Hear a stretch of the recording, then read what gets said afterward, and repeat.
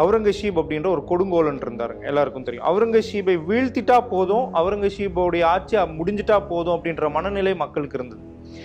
அது முடிஞ்சிருச்சு. முடிஞ்சதுக்கு அப்புறமா அடுத்த ஒரு ஆட்சி வந்தது, அதான் ஆங்கிலேயனுடைய ஆட்சி. அந்த ஆட்சி வந்ததுக்கு அப்புறமா அவுரங்கசீபே பரவாயில்லைன்ற மனநிலைக்கு மக்கள் தள்ளப்பட்டுட்டாங்க. அவர் லஞ்சத்தை ஒழிச்சிட்டேன், ஜாதியை ஒழிச்சிட்டேன், மதத்தை ஒழிச்சிட்டேன் அப்படின்னு சொல்றாரு. ஆனா என்னுடைய பார்வைக்கு உண்மையான உழைப்பை ஒழிச்சிட்டாங்க. ஏதோ ஒன்று பண்ணி ஜெயிச்சா போதும், அப்படிதானே எடுத்தாங்க. தாவேகால சேர்த்து கொள்கையை புரிய வச்சு அந்த கொள்கையை உணர்ந்த பிறகு தாவேகாவை பற்றி மக்கள் கிட்ட கொண்டு போய் தாவேகா ஆட்சி வந்தது. இல்ல, திராவிட அரசியலே தனி மனித தத்துவத்தை ஒதுக்கி வைத்து தனி மனித துதிப்பாடி தானே இருந்திருக்கு திராவிட அரசியலே. அதாவது 1967 பேரறிஞர் அண்ணா அவர்கள் ஜெயிக்கும் பொழுது தனி மனித தத்துவம் கிடையாது. முதலீட்டாளர்கள் மாநாடு நடந்திருக்கு. அதுல சுமார் 60,000 கோடியை கொண்டு வந்துட்டோம் அப்படின்னு விளம்பரப்படுத்தி மீடியாவே உள்ள விடல, கேட்டா இடல்ன்ட்டு. தமிழ் கடவுளை விட உயர்ந்தவர் இந்த தமிழ்நாட்டில் இருக்கிறாங்களா? எத்தனை கோடி மக்களுடைய மனம் அதனால புண்பட்டிருக்கும். ஏன் நடவடிக்கை எடுக்கப்படல? நீங்க இங்கிலாந்துல இல்ல, நீங்க அமெரிக்கால இல்ல, நீங்கள் இருப்பது தமிழ்நாட்டுடைய சட்டமன்றம். அப்ப தமிழ்நாட்டுடைய சட்டமன்றத்துல ஒரு உறுப்பினரா இருக்கிறேன், தமிழை நான் பிரதிநிதியாக நான் முன்வைக்க போறேன் அப்படின்னும் போது என் வாயில தமிழே வரல அப்படின்னா அது பிழை இல்லையா என்பது நம்மளோட கேள்வி. நீங்க எதெல்லாம் பிரச்சனைன்னு சொல்றீங்களோ நாட்டுல, அந்த எல்லா பிரச்சனைக்கும் மூல காரணம் காங்கிரஸ்.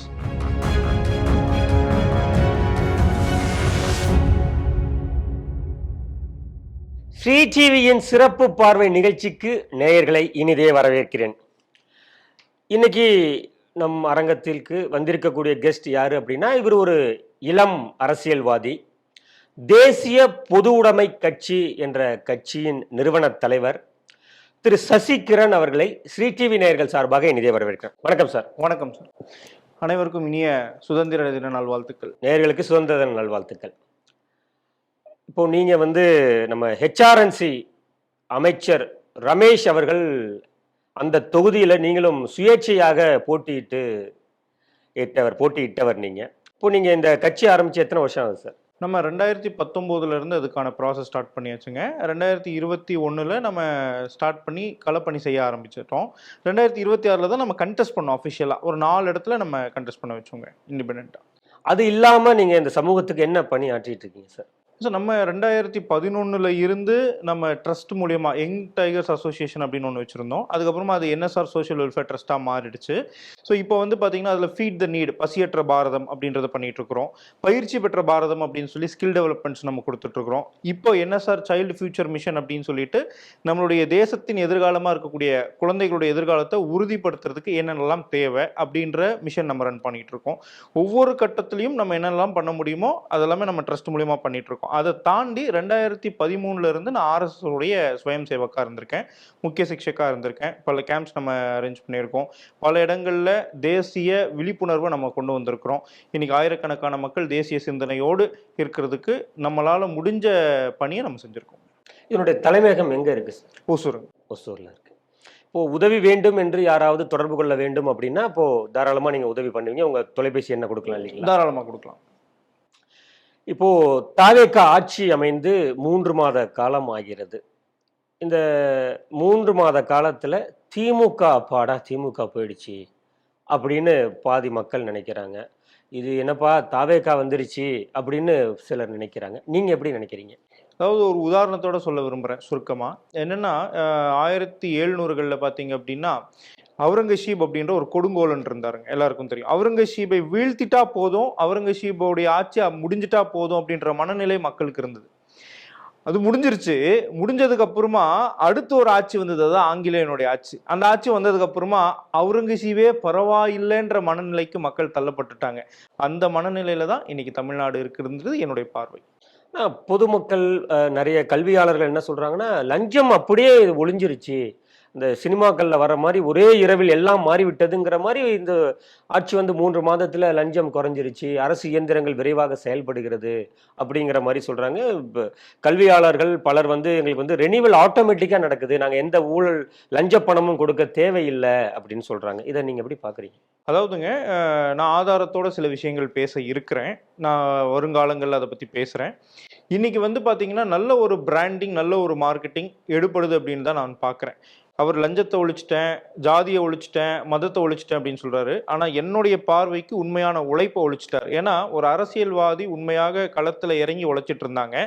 இன்னைக்கு ரீல்ஸ்ல ஒழிச்சா போதும் அப்படின்ற அளவிற்கு காலம் மாறிவிட்டது. அதற்கான ஒரு மாற்றம் தாவேகாவால நிகழ்ந்துருச்சு அப்படின்னு தான் என்னுடைய பார்வை. சார், அரசியலுக்கு ஓட்டுக்கு பணம் கொடுத்த இந்த தமிழகத்துல இப்ப பணம் கொடுக்காமல் தாவேகா ஆட்சி கட்டிலுக்கு வந்திருக்கு.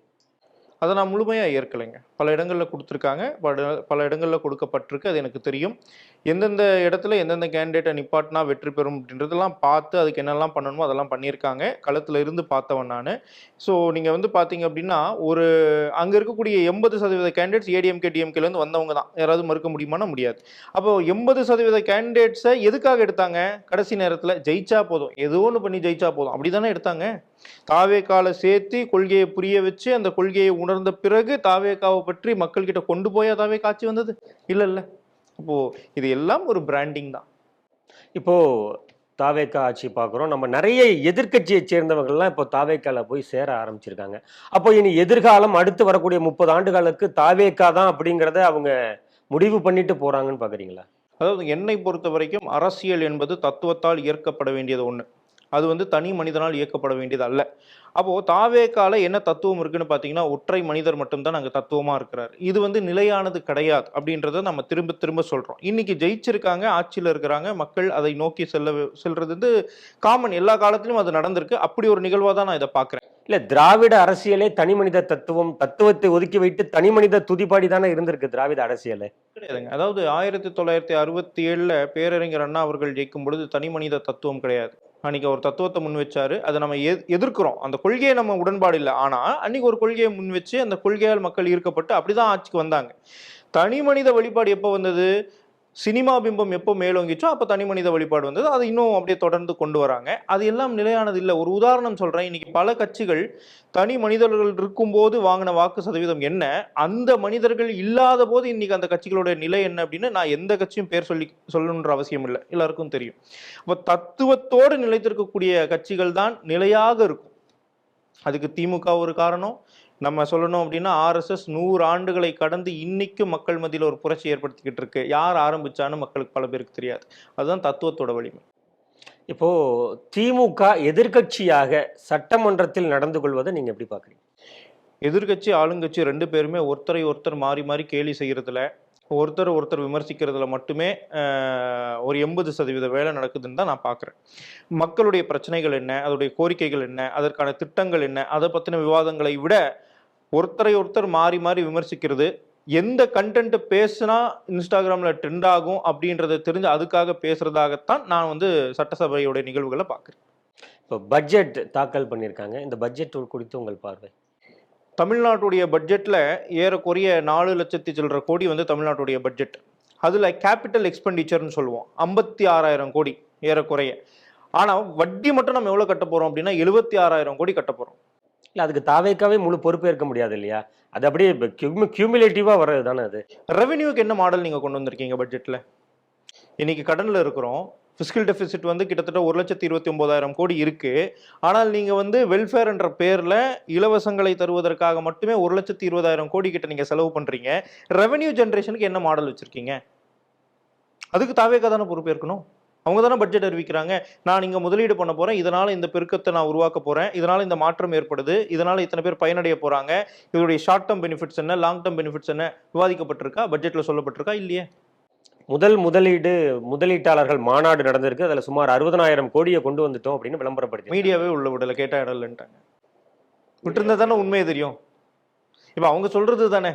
மீடியா உள்ள போயிருந்தா யார் யாரெல்லாம் வந்திருக்காங்க, என்ன முதலீடு பண்றாங்க, எங்க முதலீடு பண்றாங்க, அதனால யார் யாரெல்லாம் பயனடைய போறாங்க, அதனால அவங்களுக்கு ஷார்ட் டேர்ம் பெனிஃபிட் என்ன, லாங் டேர்ம் பெனிஃபிட் என்ன நம்ம விவாதிக்கலாம். மீடியாவே உள்ள விடலை, ஏன்னா என்ன வேணாலும் நம்ம அப்புறம் சொல்லிக்கலான்றதுனால தானே. அப்படிதான் நான் அதை பாக்குறேன். சட்டம் ஒழுங்கு குறித்து உங்களுடைய பார்வை? சட்டம் ஒழுங்கு தமிழ்நாட்டை பொறுத்த வரைக்குங்க கடந்த ஒரு 5-6 வருஷமாவே சரியா இல்லைன்னு நான் சொல்லணுன்ற அவசியம் இல்லை. இன்னைக்கு இருக்கக்கூடிய ஒரு சாதாரண குடிமகனை பார்த்து நீங்க கேட்டீங்கன்னா கூட சொல்லுவாங்க. அதையோடைய தொடர்ச்சியாக தான் இன்னும் இருக்குன்றதுல மாற்று கருத்து இல்லை.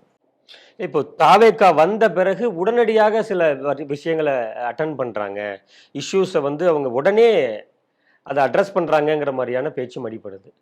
பொதுவாக பேசுறோம். எந்த இஷ்யூ சார்ட் அவுட் பண்ணாங்க, அதனால என்ன பயன் தமிழகத்துக்கு வந்தது, அதனால என்ன growth ஏற்பட்டது, அந்த மாதிரி ஒரு ஸ்பெசிஃபிக்கா சொன்னாங்கன்னா நம்ம விவாதத்துக்கு. ஸ்பெசிஃபிக்கா சொல்லும்போது ஒரு திரைப்பட நடிகை குறித்து பொது வெளியில எதிர்க்கட்சி தலைவர் பேசுறாருன்னு சொன்ன உடனே அவர் மீது வழக்கு பதியப்பட்டு அவரை வந்து அரெஸ்ட் பண்றாங்க. இன்னைக்கு தமிழ் கடவுளாக, தமிழை கொடுத்த கடவுளாக நாம் வணங்கக்கூடிய முருகப்பெருமானை பற்றி அவதூறு பேசிய நபர் வெளியில நடமாடிட்டு இருக்கிறாங்க. ஒரு வழக்கு பதிவு பண்ணப்படல. பெயர் மைக்கேல். எனக்கு நம்ம வலைவலியில பார்த்துட்டு இருக்கிறோம். அப்ப அது வந்து ஏன் அங்க நடவடிக்கை வரல? தமிழ் கடவுளை விட உயர்ந்தவர் இந்த தமிழ்நாட்டுல இருக்கிறாங்களா? எத்தனை கோடி மக்களுடைய மனம் அதனால புண்பட்டிருக்கும். ஏன் நடவடிக்கை எடுக்கப்படல? இப்போ தாவேக்கா வந்த பிறகு கிறிஸ்துவ மத பிரச்சாரங்கள் அதிகமாயிட்டு இருக்கு அப்படின்னு ஒரு குற்றச்சாட்டு இருக்கு. இதை நீங்க எப்படி பாக்குறீங்க? உண்மையா தான் பார்க்கிறேன். நடக்குதா இல்லையா? இப்போ வந்து சட்டசபையில பைபிள் வாசிக்கப்படுதா இல்லையா? பகவத்கீதையை பேசும் பொழுது எழக்கூடிய எதிர்ப்புகள் ஏன் பைபிள் பேசும்போது யாரும் எதிர்க்கல? சட்டசபையில நிதியமைச்சர் நான் ஒரு பான் கிறிஸ்டியன் அப்படின்றாரு. என்னுடைய மதம் எனக்கு ஒரு மொழியை கற்றுக் கொடுத்திருக்கு, அது தமிழ் படிச்சால் கூட கிடைக்காது அப்படின்னு சொல்றாரு. அப்ப தமிழை விட உயர்ந்த ஒரு விஷயத்தை எனக்கு என்னுடைய மதம் கற்றுக் கொடுத்திருக்குன்னு சொல்றாரு, தமிழை இழிவுபடுத்துறாரு. யாரும் அதற்கு கண்டன குரல்களே வரலையே, எந்த கட்சியும் எதிர்க்கலையே. பிரதானமான கட்சிகள் எதிர்த்து இந்நேரத்துக்கு ஆர்ப்பாட்டம் பண்ணியிருக்கணும்ல. தமிழ்நாட்டில் இருந்துகிட்டு தமிழை விட உயர்ந்ததாக நீ எப்படி இன்னொரு விஷயத்த சொல்லலாம் அப்படின்னு. இதே விஷயத்தை ஒரு ஹிந்து சொல்லியிருந்தால், என்னுடைய கலாச்சாரம் எனக்கு கற்றுக் கொடுத்தது வேறு எதுவும் கற்றுத்தரவில்லை அப்படின்னு திராவிடத்தையோ மற்றதையோ எதிர்த்திருந்தால் இன்னைக்கு சமுதாயம் இப்படி இருந்திருக்குமான்றது என்னுடைய கேள்வி. தாவேக்கா அரசு வந்த பிறகு நிறைய மாற்றங்கள் நடக்குது அப்படிங்கிறது நீங்க சொல்ற மாதிரி ஸ்பெசிஃபிக்கா இல்லை, எல்லாம் பொதுவா சொல்றாங்க அப்படின்னு சொல்றீங்க. இப்போ அவர்கள் சார்பில் இருந்து கேட்கறது என்னவானா, இப்பதான் அரசியலுக்கே புதுசு, நாங்க அரசியல் கட்சி ஆரம்பிச்சு 2 வருஷம் தான் ஆகுது, ஆட்சி பொறுப்பையே மக்கள் எங்களை நம்பி எங்க கையில கொடுத்துட்டாங்க, எங்களுக்கு நிர்வாகத்தை படிப்பதற்கு சில காலம் தேவை அப்படிங்கிற மாதிரியான கருத்தும் இருக்கு. இப்போ அப்படி 1 வருட காலம் கொடுக்கலாமா? நீங்க என்ன நினைக்கிறீங்க? அதாவதுங்க 2 விஷயம். டெவலப்மெண்ட் பாலிடிக்ஸை நான் 2 விதமா பார்க்குறேன். ஒன்று வந்து வளர்ச்சி, இன்னொன்று வந்து கொள்கை. அப்போ கொள்கைக்கு நான் இப்போதான் புதுசுன்னு சொல்ல வேண்டிய அவசியம் இல்லை. ஆட்சியுடைய கொள்கை இதுதான், நம்மளுடைய குறிக்கோள் இதுதான் அப்படின்னு நீங்க அறிவிக்கலாம். அதுல வந்து நான் இப்பதான் வந்தேன், நேத்து தான் வந்தேன்னு சொல்ல வேண்டிய அவசியம் இல்லை. வளர்ச்சிக்கு வந்தீங்கன்னா இம்ப்ளிமெண்டேஷன்ல காலம் எடுக்கும். ஆனா என்ன பண்ண போறேன், என்ன திட்டங்களை கொண்டு வரேன்னு சொல்றதுக்கு காலம் தேவையில்லையே. என்னுடைய இலக்கு இதுங்க, அந்த இலக்கை நான் ஏன் அடையல, அதுக்கு நேரம் ஆகுது அப்படின்னு சொன்னீங்கன்னா தாராளமா ஏற்றுக்கொள்ளக்கூடிய ஒண்ணு. ஆனா என்னுடைய இலக்கு என்ன, நான் அதுக்கான திட்ட வரைவு என்ன வச்சிருக்கேன், ரோட் மேப் என்ன வச்சிருக்கேன், அதை சொல்றதுக்கு என்ன பிரச்சனை?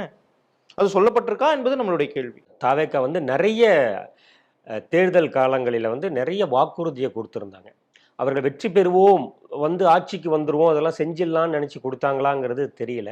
ஆனாலும் நிறைய வாக்குறுதிகளை அள்ளி கொடுத்துருக்காங்க. இதையெல்லாம் செய்து காட்டுவதற்கு, செய்து முடிப்பதற்கு போதிய நிதி சுமை இல்லைங்கிறது தமிழ்நாடு எல்லோருக்கும் தெரியும். ஆனாலும் விஜயை மக்கள் நம்புகிறார்கள், திரு ஜோசப் விஜய் அவர்களை. இது அவர் சாத்தியப்படுத்தி காட்டிடுவாருன்னு நீங்க நினைக்கிறீங்களா? அதாவதுங்க 2 விஷயம் நான் சொல்ல விரும்புகிறேன். இப்போது நான் ஒரு மேடைக்கு ஏறி நீங்கள் வந்து எனக்காக இதை சப்போர்ட் பண்ணீங்கன்னா உங்களுக்கு இவ்வளோ ஊதியம் கிடைக்கும், இல்லை இவ்வளோ பயன் கிடைக்கும்னு நான் சொல்லிட்டு நீங்கள் எனக்கு பண்ணதுக்கு அப்புறமா நான் அது உங்களுக்கு பண்ணலைன்னா நீங்கள் என்னை ஏமாத்தினவன்னு சொல்லுவீங்களா, சொல்ல மாட்டீங்க? இல்லை, அந்த மக்களே என்ன இப்போ ரீல்ஸ் போடுறாங்க அப்படின்னா, எங்களுக்கு நிதி சுமை இருக்கிறது எங்களுக்கே தெரியும் அண்ணா, எங்களுக்கே தெரியும் சார், அதனால எங்களுக்கு வேண்டாங்கிற அளவுக்கு இப்போ ரீல்ஸ் எல்லாம் வர ஆரம்பிச்சிருக்கு. அது வந்து அவர்களுடைய ஆதரவாளர்கள் பேசுறதுங்க. இன்னைக்கு நீங்க தேர்தல் சந்திக்கிறதுக்கு முன்னாடி சொல்லியிருக்கலாம் 2500 ரூபாய் கொடுக்க முடியாதுங்க, ஏற்கனவே கொடுக்கப்பட்டிருந்த கூடிய 1000 ரூபாய் கூட நான் கொடுக்க முடியாது, அது தேவையற்றது சொல்லியிருக்கலாம். இன்னைக்கு வந்து 6 சிலிண்டர் கொடுக்குறேன்னு சொல்லாம இருந்திருக்கலாம். இன்னைக்கு வந்து 200 யூனிட் மின்சாரம் எல்லா குடும்பத்திற்கும் மாசத்துக்கு இலவசம், அதுதான் வாக்குறுதி. இன்னைக்கு 2 மாசம் 500 யூனிட் மின்சாரத்தை பயன்படுத்தக்கூடியவர்களுக்கு தான் 200 யூனிட் மின்சாரம் இலவசம். ஒரு உதாரணத்துக்கு சொல்றேன், இன்னைக்கு நான் வந்து ஒரு 1000 யூனிட் மின்சாரத்தை பயன்படுத்துற 2 மாசம் அப்படின்னா நீங்கள் சொன்ன கணக்குக்கு 400 யூனிட் எனக்கு இலவசமா வந்திருக்கணும். ஆனா இப்ப எவ்வளவு வருதுன்னா 100 யூனிட் தான் இலவசமா வருது. அப்ப 300 யூனிட் எனக்கு லாஸ். நீங்க சொன்னது ஒண்ணு, நடந்தது ஒண்ணு. அப்ப அந்த லாஸுக்கு யார் பொறுப்பு? இன்னைக்கு விவசாய கடன் தள்ளுபடி நீங்க சொன்னீங்க, நிலத்தின் அடிப்படையில் நீங்க சொல்லிட்டு இன்னைக்கு தொகையின் அடிப்படையில் அதை மாத்திட்டீங்க. இதனால கிட்டத்தட்ட 30,000 கோடி வர வேண்டிய ஒரு அந்த கடன் தள்ளுபடி 5,000 கோடி தான் இருக்கு. ஆனா அந்த 5,000 கோடியை பெருமையா இன்னைக்கு வாசிக்கிறீங்க. அப்ப 25,000 கோடி எக்ஸ்ட்ராவா நீங்க கொடுக்க வேண்டியதை கொடுக்கல, அதை ஏன் யாரும் சொல்றது இல்லை? தாவேக்கா அமைச்சரவையில் இருக்கக்கூடிய அமைச்சர்களின் செயல்பாடுகளை எப்படி பாக்குறீங்க? ஒவ்வொருத்தரை பற்றியும் நம்ம வந்து சொல்லணும் அப்படின்னா இன்னைக்கு பொதுமக்கள் பேச ஆரம்பிச்சுட்டாங்க. திமுக எவ்வளவோ பரவாயில்லை. நம்ம திமுகவை எதிர்க்கிறோம். ஆனா திமுக எவ்வளவோ பரவாயில்லை. ஒரு நிதி அமைச்சர்னா இதுக்கு முன்னாடி நம்ம பார்த்திருந்தோம். இன்னைக்கு நிதி அமைச்சரை நம்ம பார்க்கிறோம். நிதி அமைச்சருக்கு தமிழும் வரல, கணிதமும் வரல. எதை பத்தி பட்ஜெட் எப்படி பேசினாரு, எப்படி அந்த பட்ஜெட்டை உருவாக்கி இருப்பாங்க யோசிச்சு பாருங்க. இன்னைக்கு அந்த துறை சார்ந்த அமைச்சர் அந்த துறைக்கான பதில சொல்றது இல்ல. இன்னொரு துறையில இருக்கக்கூடிய அமைச்சர் இந்த துறைக்கான பதில சொல்றாரு. இப்படிப்பட்ட ஒரு அமைச்சரவையை இதுவரைக்கும் தமிழ்நாடோ பாரதமோ பார்த்ததில்லை என்பதுதான் நிதர்சன உண்மை. இப்போ ஐஐடி ப்ரொஃபஸர் திரு காமகோட்டி அவர்களை வந்து நீட் கசிவு பிரச்சனை வந்தப்போ அதுக்கு ஒரு குழு அமைச்சாங்க. அதை தடுப்பதற்கு அந்த குழுவில் வந்து அவரையும் ஒரு உறுப்பினராக போட்டிருந்தாங்க. அவருடைய அனுபவம் என்ன என்பது எல்லாருக்கும் தெரிந்தது.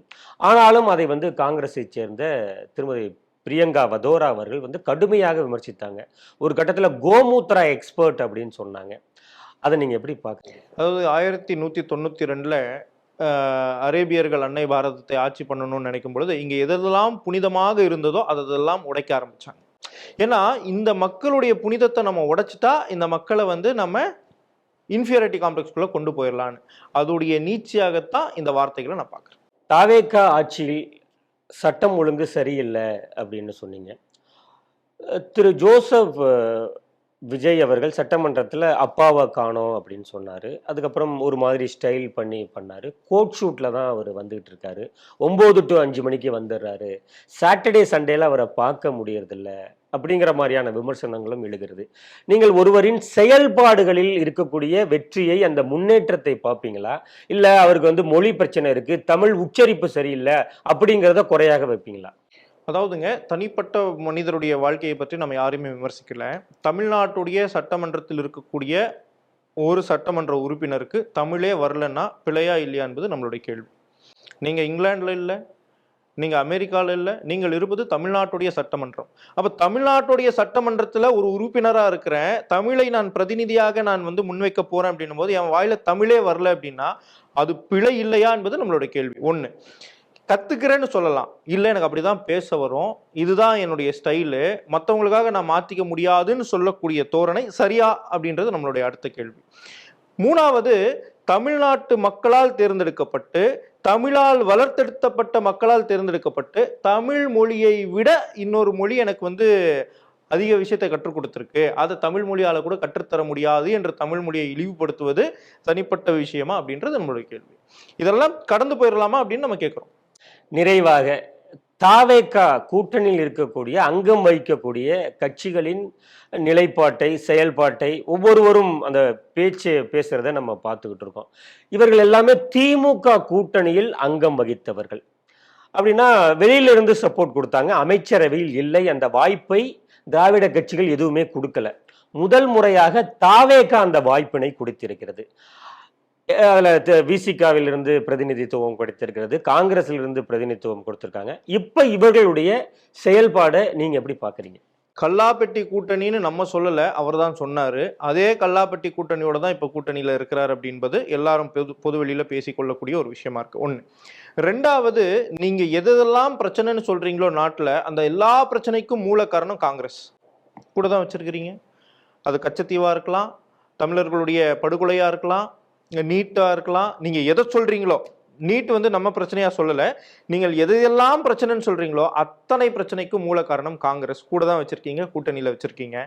இதே கூட்டணியை நீங்க தான் விமர்சிச்சீங்க, இதே ஆட்களை நீங்க தான் விமர்சிச்சீங்க. அங்க இருக்கும்போது விமர்சனத்துக்கு உட்படுத்தப்பட்டவர்கள் இங்க வரும்போது புனிதர்கள் ஆயிட்டாங்களா அப்படின்றது பொதுமக்களுடைய கேள்வி. நிறைய விஷயங்களை நம்மோடு பகிர்ந்து கொண்டார் இளம் தலைமுறை அரசியல்வாதி திரு சசிகிரண். நேயர்கள் சார்பாக அவருக்கு நன்றியை தெரிவித்துக் கொள்கிறேன். மீண்டும் ஒரு நிகழ்ச்சியில் சந்திப்போம். நன்றி நேயர்களே. வணக்கம்.